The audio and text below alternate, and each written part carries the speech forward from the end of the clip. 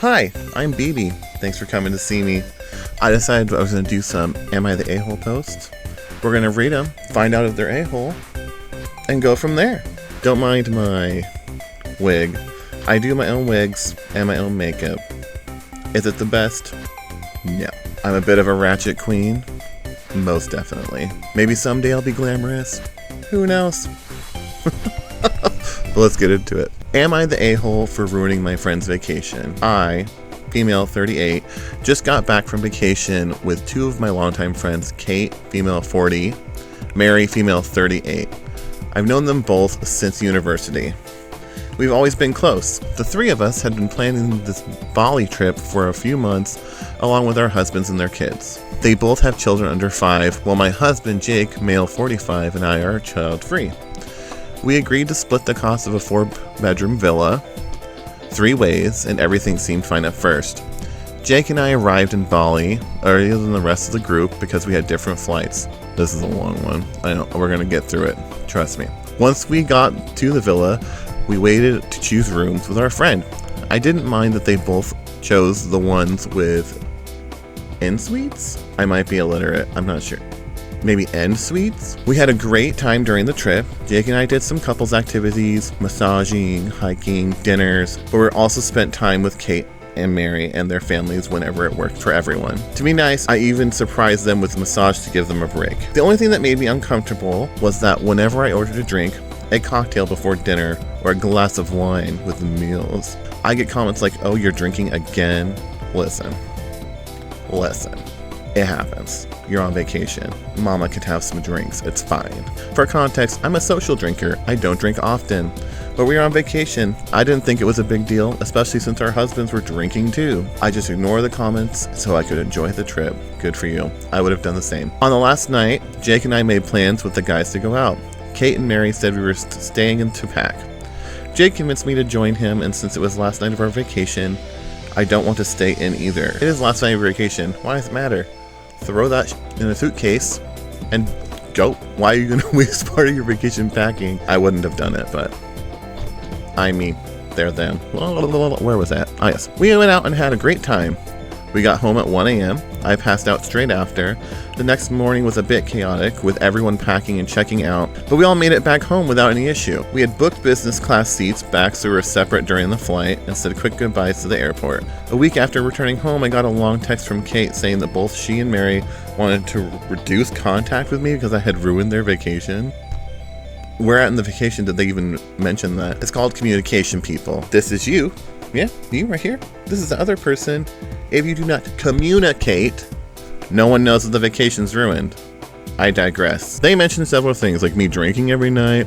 That wasn't acting like a girl's girl.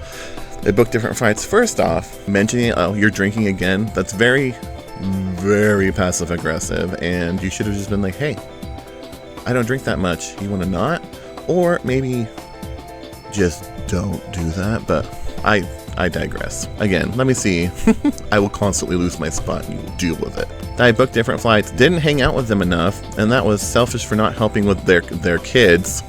She even said I was just focused on partying and not acting my age. The message really hurt me. It's not her responsibility to help with your children. They're on vacation. Those are your kids. You need to take care of your kids. It would be nice if your friend helped you. That's great. Or even if you asked her. Based off the context I have here, there was no ask. You just expected and then got mad when it didn't happen when you didn't voice your opinion. I cried after reading it. I honestly don't know what to think. I thought I was just enjoying my vacation, but clearly they had a different view. I haven't responded yet, and my husband asked me, asking me what's bothering me. What's bothering me? That was my grammar mistake. But I don't know what to say. Am I the a-hole for I acted during the trip? Well, I'm going to read the edit before I weigh in. Thank you, Reddit, for all your kind words and support. Reading through your responses and seeing how many of you are upset on my behalf was made me reflect on initially planned to handle things. I was going to apologize thinking it might be the easiest way to keep the peace, and now I realize it might not be the right approach after all. I have also showed my husband, Jake, does this post and text message, and he had told me thank you for looking out for me. He's actually pretty angry on my behalf about the text message. I showed him on some of the comments to give me the insight on how his friends was feeling, which has given us both a lot to think about. He asked me to say what I wanted to do next, if I wanted to respond. No, I'm going to say, good. Honestly, no. You're not the a-hole. Literally, your friend brought their kids, didn't ask you for help, got mad when you didn't help. They made, from what context I have here, passive-aggressive comments about your drinking, but didn't directly say, hey, can we not drink tonight? And it kind of sounds like when they wanted to stay in and pack, they were trying to avoid you rather than talk about it. So, no, you're not the a-hole. Next one. Am I the a-hole for telling my parents to think about whether they want to stay with me after my mom gave me the silent treatment? I, female 31, live on another continent from my parents. We have a rocky relationship because my mother is controlling and throws a fit when she doesn't get her way. I've met a few people like that, I do say. My dad is unfortunately an enabler and goes for, it's your fault. You should have apologized for upsetting your mother every time. Ugh. Recently, I came to stay in my 400 square foot studio apartment with me. I would never stay in that small of a space with my parents. Hell no. No. Despite me saying that we'd be more comfortable in a hotel for cultural reasons, Asian family, my mom thinks that she needs to come rearrange my kitchen. What kitchen? And cook food for me. You're in a studio. So she's rearranging your whole house? She gives me no choice in this, and that I should be grateful and revert to powerlessness of my childhood. People, man, habits. It's a thing. For example, she decided what I eat for every meal. I get questioned about when I'm leaving the house and when I'm coming back, etc. I came home from work yesterday and the water was out without warning. I got slightly upset as my landlord has been guilty of doing this kind of thing before without 24-hour notice. As I was putting in the work order, I muttered under my breath about how annoying it was, and I was clearly frustrated. My mom started yelling at me. She started telling me to calm down. Why do I always get so worked up with these things? I was already frustrated, and I said calmly, "Don't tell me to calm down. I have the right to be upset about this. My feelings are valid." But they are. I did not raise my voice. My mom hates when I say things like this, so I responded, "Oh, so I did the right voice for it." Yeah, it's just an aggressive whisper. It's aggressive when you whisper.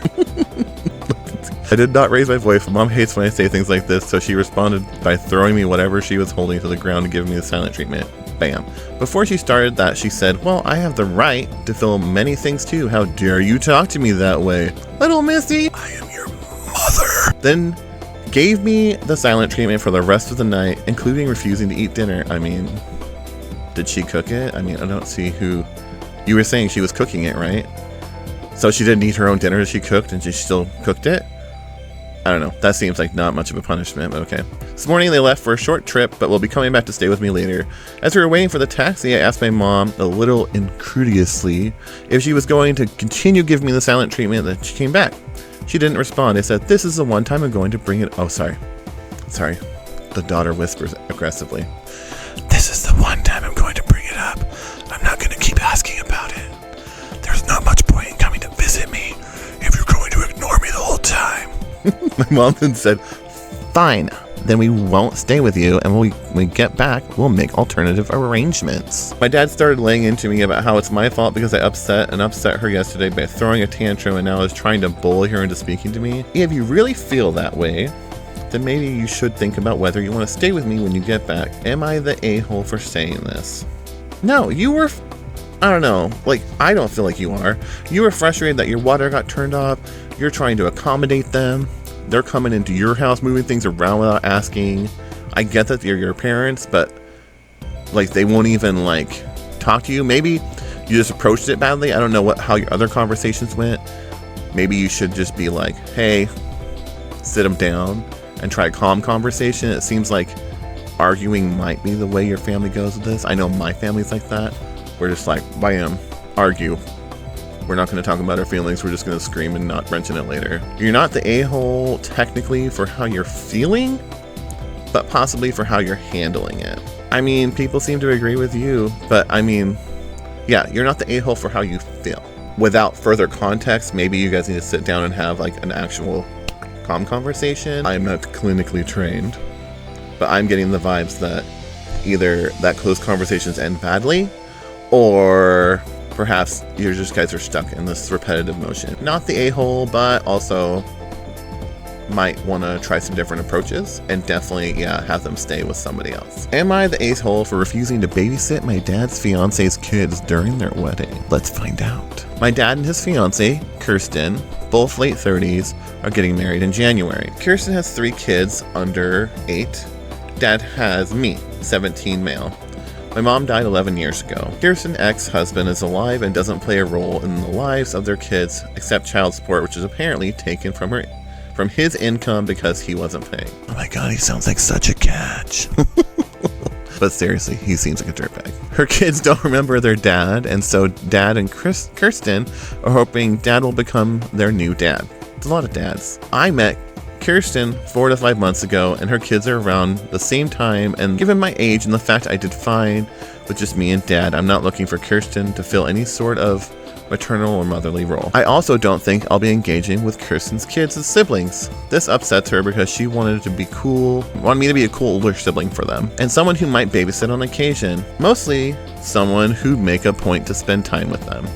But I'm not planning on spending too much time with them. I have plans for once I turn 18, my dad always knew this. This has fed into the whole babysitting the kids during the wedding stuff. Kirsten says I won't be 18 when they get married and I'll still be living with my dad. I should be willing to monitor the kids throughout the wedding. My dad admitted she's hoping it makes me a little more willing to be someone to her kids. I said no when I was initially asked, and I was clear with my no. Kirsten told me it was like I wasn't looking forward to the wedding anyway, so why not agree to babysit? She told me it would give me a chance to bond with her kids. I said no. Dad said he'd pay me to do it if I was agreeable to the money for it, but then Kirsten was saying it would be hurtful if I would do it as a favor to my growing family. Dad told her I was expecting a little too much. She argued that if I'm there and I'm still living with them, I should be willing. Since I seem so resistant to act like a sibling, that's incredibly childish. There was someone more back and forth about it.